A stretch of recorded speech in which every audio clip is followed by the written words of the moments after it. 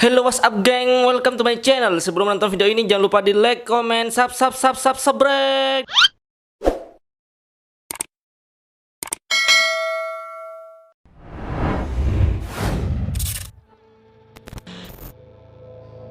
Hari ini saya bikin konten bersama Mas Remedy ya, yang sebelumnya sudah pernah bikin konten bareng, hanya saja masih belum terpost.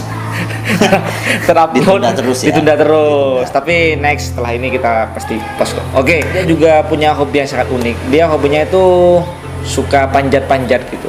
Panjat-panjat, tapi bukan panjat pinang ya. Hati-hati ya. Hati-hati. Jadi Mas Remedy ini suka ngepanjat gunung gitu, ngedaki gunung. Ngedaki gunung ya. Pastilah buat teman-teman pasti pengen tahu bagaimana kisah harunya, kisah senangnya juga. Pasti lebih banyak senangnya ya daripada kisah harunya ya. Iyalah, karena hobi gitu kan. Hobi kan ya. Jadi apa ya, ngedaki gunung itu nggak sembarangan, ada trik-triknya juga, dan juga ada momen yang harus kita punya ketika ngedaki gunung. Gunung apa aja yang udah pernah didaki Mas selama ini?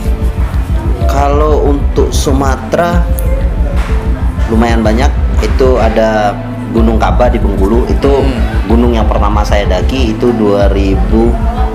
Tunggu, saya SMP kelas 2006 udah sudah ngedaki ya? Sudah ngedaki. Itu waktu sekolah SMA. SMP ya. Udah ngedaki ya? Kelas SMP udah daki gunung. Dan itu ya sama teman-teman. Waktu itu cuma ber9 orang kalau nggak salah. Ada 4 wanita dan ada 5 laki-laki. Tapi ada senior juga dulu. Kemudian Dempo pernah. Itu di Sumatera Selatan. Habis itu di Gunung Marapi di Sumatera Barat, Gunung Singgalang Sumatera Barat, Gunung Talang di Sumatera Barat. Kemudian Gunung Kerinci. Gunung Kerinci. Ini baju yang saya pakai. Oh, Gunung Kerinci. Gunung Kerinci ini gunung yang tertinggi gunung berapi yang tertinggi di Indonesia. Ya, sudah pernah didaki juga ya? Sudah pernah didaki. Yes. Itu ketinggiannya 3.805 mdpl di atas permukaan, di atas permukaan laut. Nah, kemudian banyaklah Gunung 7 juga saya sudah daki di Provinsi Jambi. Kemudian kalau untuk Jawa sendiri sih nggak banyak, masih sedikit. Pernah mendaki itu Gunung Penanggungan Solo, ya, di Solo trekking. Kemudian habis itu bukan di Solo, di Solo trekking. Iya. Mojokerto. Berarti sendirian ya? Sendirian ngedaki. Sendirian, dan waktu itu kan kita ada break kerja 1 hari. Jadi teman-teman sebenarnya udah janji sama salah satu rekan di Mandura sendiri. Tapi tiba-tiba pas pagi mau berangkat dia nggak jadi berangkat. Padahal semuanya udah siap, peralatan dan segala macamnya udah siap. Ya udah, saya putuskan saya berangkat sendiri. Pakai sepeda motor dari Madura tuh sampai ke Mojokerto. Kemudian habis itu mendaki Arjuno. Arjuno itu di Malang. Kemudian habis itu Kawah Ijen itu di Banyuwangi. Ya, di Banyuwangi. Habis itu Sumbing. Sumbing itu di Magelang, Jawa Tengah. Habis itu balik lagi ke Sumatera. Habis itu terakhir saya mendaki itu Rinjani. Itu gunung berapi tertinggi nomor 2. Itu udah pernah daki juga ya? Sudah didaki juga. Pastinya Mas Remedy ini udah banyak pengalaman yang didapat ya. Udah di Sumatera udah hampir semuanya udah gunung udah dilewati juga. Apalagi di Jawa ya masih dalam proses juga ya. Apa yang memotivasi Mas Remedy ini ingin ngedaki gunung, dan tujuannya tuh apa Mas ke atas itu? Karena soalnya saya pribadi ya, saya lihat nyampe ke atas cuma udah gitu, udah lihat pemandangan, udah itu selesai kita turun. Nah, itu apa ada motivasi lain Mas sampai ngedaki gunung seperti itu? Awalnya saya ndaki gunung itu, jadi waktu SMP saya itu jalan kaki. Jalan kaki sekitar 6 kilo, dan itu hampir 1 jam sampai 1,5 jam. Setiap pagi jalan kaki. Dan ketika ada satu puncak, satu tanjakan itu saya bilang sama teman, kok indah sekali itu gunungnya. Oh gitu. Itu namanya yang Gunung Kaba tadi kan. Itu jauh dari rumah saya, itu sekitar 4 jam lah. Terus bilang, saya suatu saat pasti mendaki gunung ini. Semua teman saya bilang, gila katanya kan, nggak mungkin katanya kan, mana mungkin bro katanya kan, nggak usah mimpi tinggi-tinggi. Saya pikir kan, ketika orang bilang gila berarti saya harus apa ya? Pas kelas 2 saya daki gunung, kemudian dapat momen. Kalau untuk motivasi sendiri sih ketenangan sih, Ketenangannya. karena alam tuh nggak akan pernah berbohong bos. Bener, saya ngerasain ketika di alam itu, ketika yang benar harus dilakukan yang benar, ketika yang salah akan ketahuan itu salah, kayak gitu. Itu motivasinya. Jadi ketika di gunung merasa tenang aja sih. Tenang aja ya. Ya, tenang, terus memang ya refresh semuanya, masalah hilang. Walaupun turun nanti ketemu masalah lagi gitu, tapi setidaknya enak ketika di gunung. Nyampe ke atas itu biasanya apa aja yang bisa dilihat sama Mas Remedi udah lagi di puncak?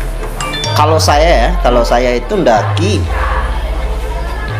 maksudnya gini, lihat dulu sebelum daki. Saya mau daki misalnya Arjuna, apa yang ada di Arjuna gitu. Saya tengok dulu, oh tipe gunungnya ini hutan tropis kah atau semi tropis. Kalau tropis asli treknya begini, terus apa yang saya dapat misalnya padang sabana di pos berapa sampai pos berapa gitu. Yang saya lihat itu. Kalau untuk puncak sendiri banyak tipe sih.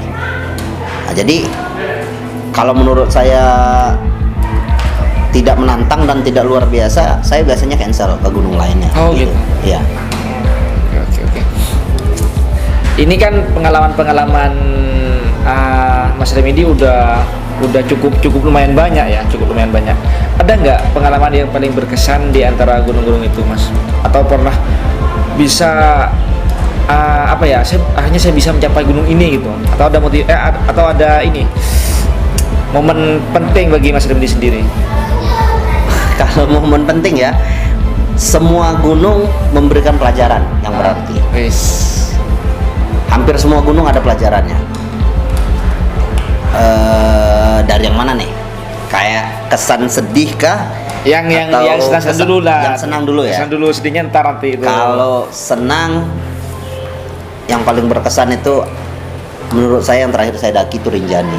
Karena itu di bucket list saya. Di bucket list saya sebenarnya Rinjani itu untuk di Indonesia saya daki paling terakhir. Harusnya ya. Harusnya. Karena apa? Karena saya tahu Rinjani itu indah. Indah banget. Dan tapi karena waktu itu memang schedule-nya sebenarnya mau ke Semeru, mau ke Malang, tapi tiba-tiba Semeru erupsi. Iya. Semeru erupsi, terus saya nggak bisa. Nah, pas nggak bisa itulah saya alihkan, saya beli tiket, itu saya berangkat ke Rinjani. Pas berangkat ke Rinjani ya nggak apa-apa sih meleset, cuman kekecewaan yang menimbulkan kayak sebuah kebahagiaan yang lebih. Iya.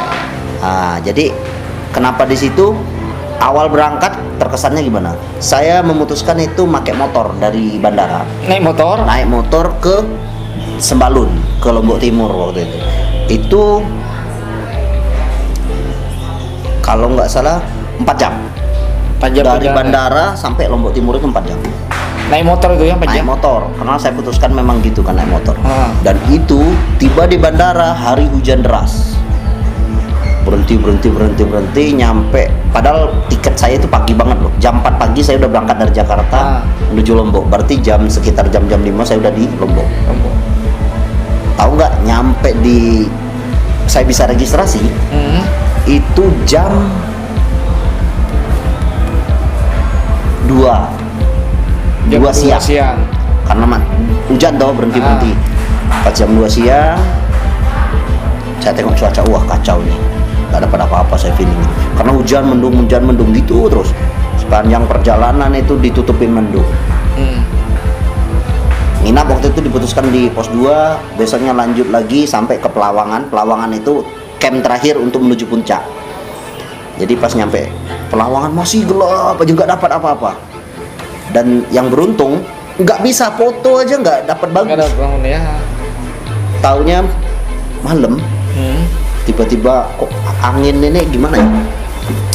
Kayaknya hikmat gitu loh. Kayak nggak ada angin, damai.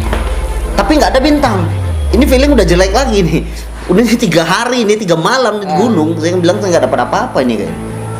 Yang sial lagi bos, baterai handphone itu tinggal sisa 21%. Dan teman saya kan mendaki berdua, tinggal sisa 27. Aduh, saya bilang ini gila bro, aku bilang itu mau gimana ini, aku bilang kan. Akhirnya kami matikan handphone. Pas jam 2 pagi bangun, lihat keluar, gila bintang nampak semua bro. Dari atas gunung itu ya? Dari gunung tuh lihat bersih, tanpa apa-apa, tanpa awan, tanpa mendung lagi. Kiranya kami submit, start itu jam 2 kan. Rata-rata orang untuk menuju puncak itu jam 2 dari camp.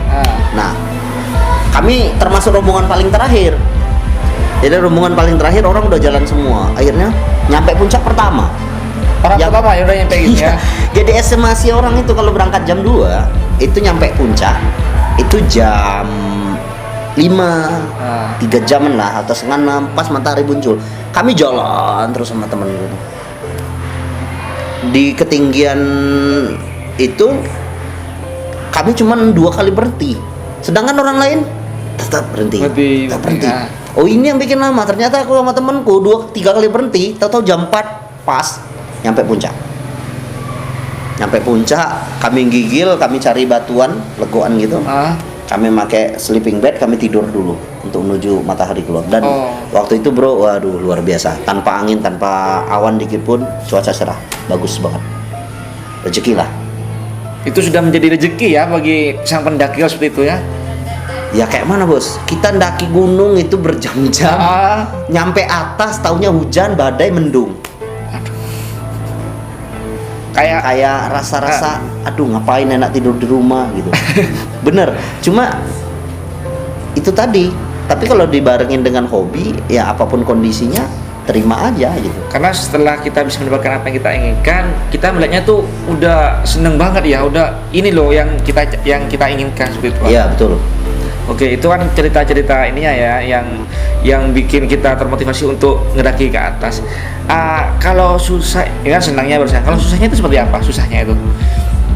Kalau ini susah apa nih? Susah proses dakinya atau gimana maksudnya? Ya proses ngedakinya, maksudnya kesulitannya ataupun ya treknya sampai berapa jam biasanya seperti itu? Kalau trek sejauh saya mendaki, trek terekstrim itu di Sumatera. Kenapa?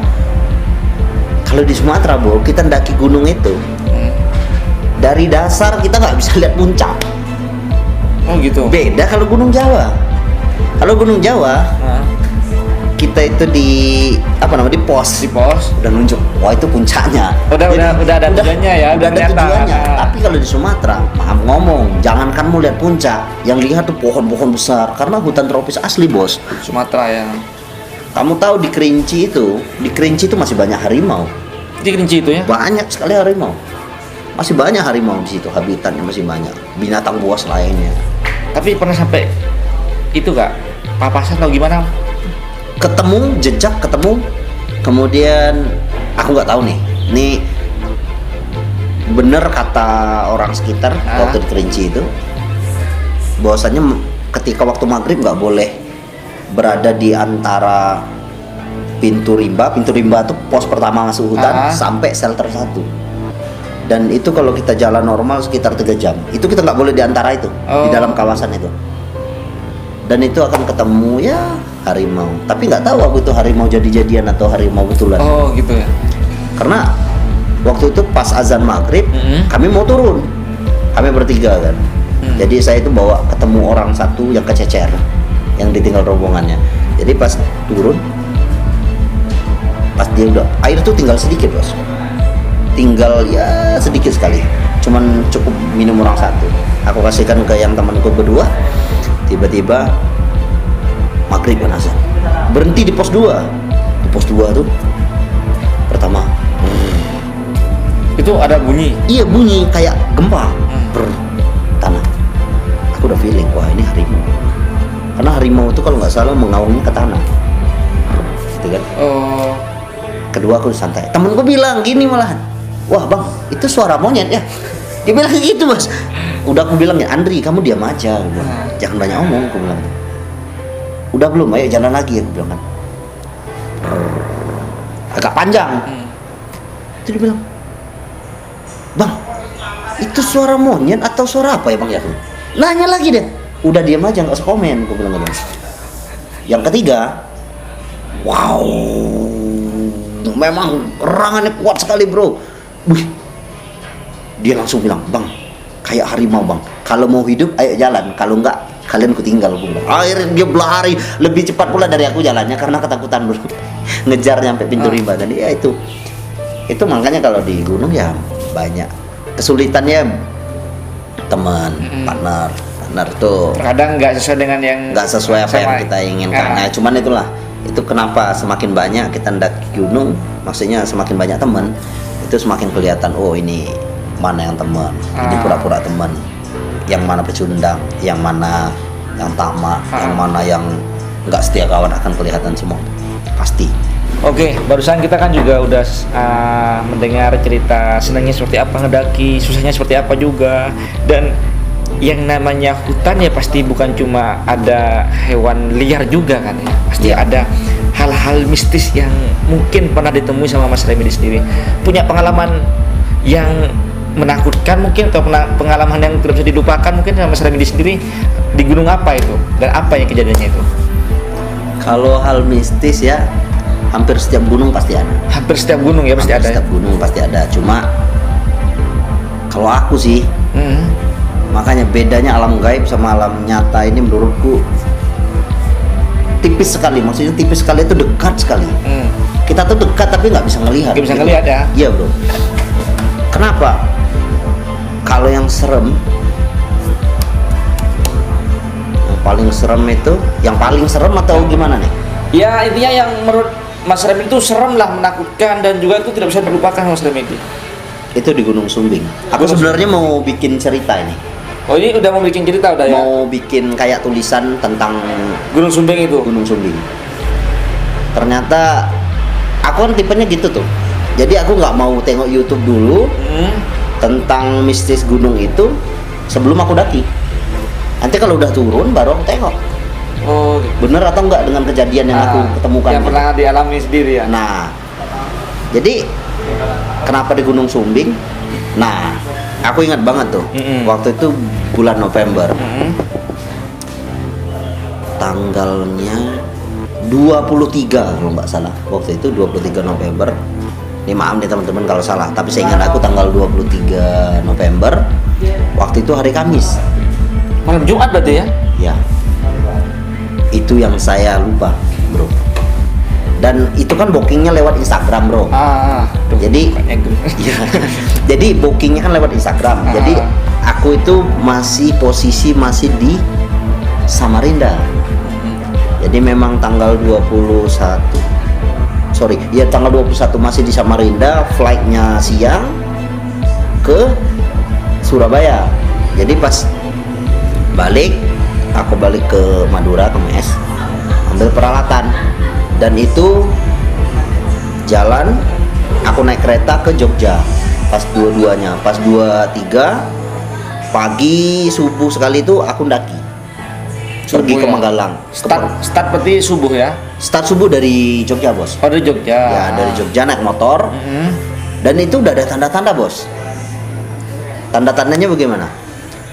Pas jalan menuju ke Sumbing itu kan, itu jalannya tinggi dan memang bagus. Berkelok-kelok berarti ya kalau gunung ya? Kami bawa motor metik, nggak kuat kan. Tapi anehnya motor itu motor sehat, tapi ketika saya naik mesin mati, nggak mau hidup, digas nggak mau. Oke, tanda-tanda anehnya gitu kan. Saya akhirnya tahu jalan kaki saya, tapi motor tuh hidup, jalan terus, sampai nyampe teman saya itu nyampe ke posnya kan, aman. Akhirnya saya ada ojek kan, naik ojek 20.000 nyampe. Berarti motor tahu ya? Motor aman sama teman, nyampe atas. Oh, maksudnya kamu itu berdua, berdua sama teman. Kamu naik ojek, kamu yang ini dibawa. Iya, bawa motornya. Pas dia yang bawa tuh nggak ada macet-macet. Nah, pas sama saya, pas naik jalan semeter mati. Aneh sekali motornya, bilang gitu. Harusnya nggak ada masalah, kalau nggak kuat kan mesin tetap hidup. Iya. Nah, terus mulai daki pagi-pagi, kami pagi banget kan. Tahu-tahu ini bos, kok hari Jumat?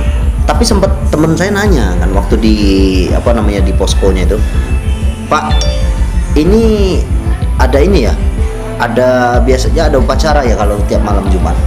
Enggak mas, itu kalau hari-hari khusus saja katanya. Oh gitu. Teman saya udah nanya kan, curiga.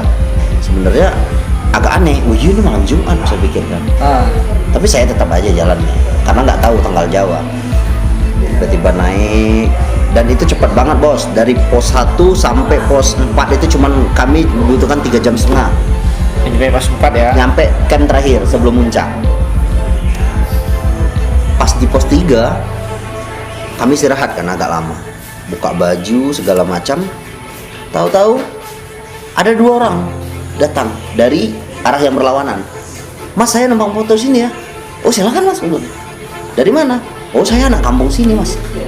Nge-camp saya bilang kan. Ya nge-camp mas, tenda kami di sana katanya. Berapa orang? 14 katanya. Anak kayak dia seusia anak-anak SMA lah menurut saya. Tapi dia ya komunikasi kayak manusia biasa bos. Penampilannya biasa. Biasa, penampilan biasa. Kayak di gunung ya pakaiannya. Ya, foto biasa. Kayak nggak mencurigakan bos. Terus pas jalan, yang 2 tuh saya tanya lagi, kalian nginap di sini atau di pos 4? Kami kemungkinan di sini aja mas. Besok baru submit. Oke, saya tunggu di atas ya. Oke mas, oke mas. Tapi waktu itu memang ada rombongan lain juga, itu dari apa namanya tuh, dari Madiun dia. Dari Madiun tuh 4 orang. Tapi mereka ketemu memang sama pos pendaftaran, tapi dia di pos 3 kan. Pas saya udah nyampe atas, saya dirikan tenda dan gak ada orang bos sama sekali. Tahu kamu? Nyampe situ udah diriin tenda, cuaca bagus, mendukung sekali. Tiba-tiba, aku kan manggil temanku Arif, Rip, tadi yang 14 masih ada nggak ya? Kalau di pos 4 kan kelihatan pos 3 tempat dia ngecamp tadi. Kami zoom pakai handphone, mereka nggak ada. Anak yang tadi itu ya? Anak yang 14 tadi. Pakai kamera, kami zoom, nggak ada bos. Orang tuh. Loh, yang nyapa tadi itu kan katanya orang 2. Apa orang 14 itu nyapa semua? Mereka nyapa, tapi mereka kayak interaksi sama-sama, mereka sibuk foto-foto, sibuk main-main. Ya cerita-cerita, bercanda-canda gitu. Yang 2 nih ngobrol gitu. Oh gitu. Ngobrol. Kami ini mas dari kampung sini begini, cuman nginap semalam besok balik. Oh samalah kata gue. Nah ini yang selesai kan. Aku udah mulai naruh curiga. Ini ada apa? Kok yang 14 tadi hilang? Itu jam berapa itu? Sore masih jam 5-an bos. Malam Jumat ya? Malam Jumat. Oke. Pas sore itu gelap malam. Kami masak, siap masak, makan, maghrib. Aku udah bilang sama temanku, wah aku lupa sholat asar. Jangan lupa sholat maghrib. Pas sudah mau sholat maghrib, kamu tahu tiba-tiba bro, handphone landing. Loh, full 4G sinyal ada. Kami sama-sama pakai kartu yang sama. Dan teman saya itu nggak punya sinyal, aku full 4G. Aku bilang, aku video call ibuku. Nggak tahu tiba-tiba aku ingat ibuku, aku video call. Aku video call 10 menit. Ibuku bilang, udah sholat. Kok di atas gunung ada sinyal, biasanya nggak ada. Iya mah, itulah nggak tahu kenapa. Saya matikan handphone saya. Ketika habis telepon ibu, tiba-tiba sinyal hilang. Hilang lagi.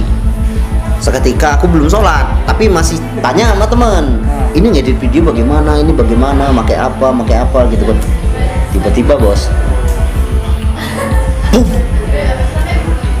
kayak batu dijatuhin gitu. Dengar banget itu di sebelah kami. Pas saya keluar ke tenda kan, nggak ada apa-apa, batu pun nggak ada, jejak pun nggak ada, orang pun nggak ada, kan udah gelap pakai senter kan. Alah, biarin aja lah katanya. Tapi udah feeling udah gak enak ya, udah ada apa ini? Ada apa nih? Tiba-tiba masih maghrib, aku lupa sholat kan. Tiba-tiba datang kayak babi, hewan aneh. Gitu kan. Oh ini babi hutan nih katanya. Cabut pisau, temanku bawa alat juga. Jadi dia tuh kayak di sekitar tenda bos. Jadi kayak muter gitu ya. Iya. Jadi tenda tuh kutepus sini. Hah, woi, diem, tiba-tiba diam nggak lama, 20 detik, bobok. Tunggu, aku bilang, benar, ini babi kah atau beruang? Masih ingat, aku masih feeling kalau itu binatang. Soalnya emang jelas binatang ya. Ya kayak binatang, tapi kayak aneh, aku belum pernah dengar suara itu kan. Beruang mungkin, aku pikir, aku udah tahu. Beruang takut sama api. Ya. Aku hidupin kompor. Dalam tenda berarti. Dalam tenda hidupin kompor, gas. Aku mau keluar kan, masih tak, wah gitu lagi. Diem. Yang ketiga, tambah dekat bos. Makin aneh suaranya tuh. Aku udah emosi kan, keluarin pisau, aku keluar bos. Pas keluar aku berdiri, woi, nggak ada sama sekali binatang tuh, nggak ada, bekasnya pun nggak ada. Masuk kan, udah kataku sama temen, udah tidur, mungkin kita berisik. Kami tidur, tidur 2, dapat 10 menit tidur, dapat. Taunya bos, di sebelah telinga bos. Gitu. Anehnya gitu suaranya. Udah lebih kayak bukan binatang. Aku giniin kan, tak, kali-kali kena kan. Dia muter di depan tenda. Akhirnya tenda tuh kan ada 2 tuh. Itu kelihatan bayangan apa gimana kamu? Yang tenda tuh kan ada 2. Jadi yang tenda penutup beneran aku buka. Jadi tinggal yang jaring-jaring. Jaring-jaring itu kan nampak jelas loh. Ku tunggu. Kami matiin senter. Ternyata memang kayak ada hewan bos, lewat di depan. Pas kami hidupin itu hilang. Ini merinding bos, serius. Gak bohong aku. Kami hidupin itu hilang. Udah merinding semua. Berdiri, woi, ngapain kau? Aku bilang gitu.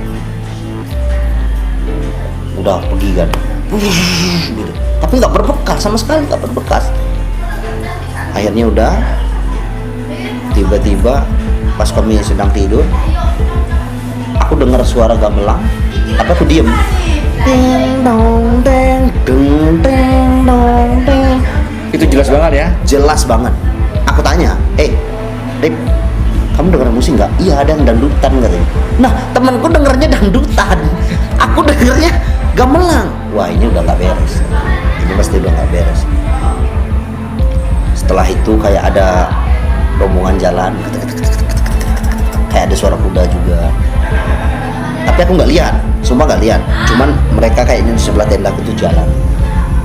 Ada yang kayak panggil gitu kan, kayak pacar apal. Tiba-tiba ini merinding banget. Tahu-tahu seketika hari hujan bros, deras banget. Masih tenang karena hujan nggak masalah, tenda aman. Itu nggak tembus ya? Nggak tembus, aman ya? Aman. 10 menit kemudian badai bos.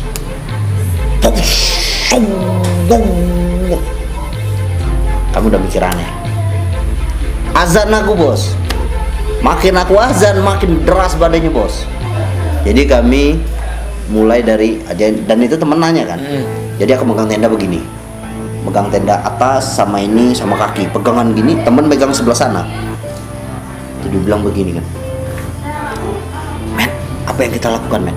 Kamu tetap tenang kamu. Kalau tenda ini patah atau terbang, kita pergi ke punggungan sebelah kanan. Aku ingat tadi di sana ada jurang, jadi kita bikin bivak di sana. Aku bilang, bivak itu tempat camp sementara. Yang penting kita baju kering kita sediain.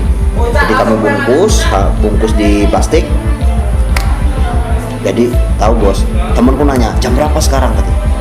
Aku tengok jam bos, aku tengok jam itu jam 2 pagi. Beneran 02.00. Nih jam 2 pagi. Temanku bilang juga, oh iya jam 2. Tapi aku mikir pas megang, loh, gak mungkin jam 2, maghrib kok. Aku bilang, lu tahu aku cek lagi 20.13 bos. Jam 8? Jam 8 ternyata. Padahal kami nengok yang pertama tuh jam 2. Nah tiba-tiba ya udah kami bertahan hidup itu asli. Temenku udah mikir. Itu mau berapa orang sih? Berdua aja cuma. Nggak ada tenda lain, cuma berdua. Asli cuma Orang lain berdua. nggak ada ya? Nggak ada. Tiga yang ngedaki. Cuman tenda kami aja, cuman dan berdua aja. Kami pikir, temanku tuh udah mikir mati kita mati kita. Kau diam, aku bilang itu. Atau tampar kau, aku bilang. Aku marah kan, karena dia pikir mati bos. Takut asli. Karena aku mikirnya gini. Kalau aku sendiri sih nggak apa-apa, mungkin masih mental kuat dianya. Jadi kami megangin tenda kena badai itu dari jam 8 malam sampai jam 11 malam. Jam 11 malam Itu badai terus ya? badai deras banget, hujan. Dan gawatnya itu bos, semakin kita baca ayat suci, baca ayat-ayat gitu, makin kayak ngeri badainya tuh. Asli. Itu angin sama hujan berarti ya? Angin sama hujan. Jam 11 malam aku udah Di pikir. bawah itu alasnya nggak basah? Masuk bos, karena pelapis atas tenda itu namanya plyseed. Itu jadi ini tenda, ada lagi lapisan atas. Terbang sudah. Kena badai. Jadi air tuh ngalir. Air tuh kayak kolam bos. Mau tahu apa yang aku lakukan? Kurobek tenda. Biar airnya ngalir aja. Aliran. Iya. Jadi itu bener-bener pakaian udah basah kuyup semua, udah nggak tahu lagi. Aku mikirnya kalau nggak mati karena ketakutan, kalau nggak mati karena kedinginan. Takutnya di situ kan. Temenku udah, aku senter terus aman gitu, matanya masih aman kan. Ya udah kata gue. Gak ada cahaya sama sekali ya? Nggak ada, cahaya cuma senter. Dan yang ngerinya lagi bos, malam itu badai udah berlalu, udah enak, kami perbaikin tenda, kami prepare lagi bersih-bersih, aman. Dan itu dinginnya luar biasa bos. Aku cek tuh nyampe 3 derajat bos.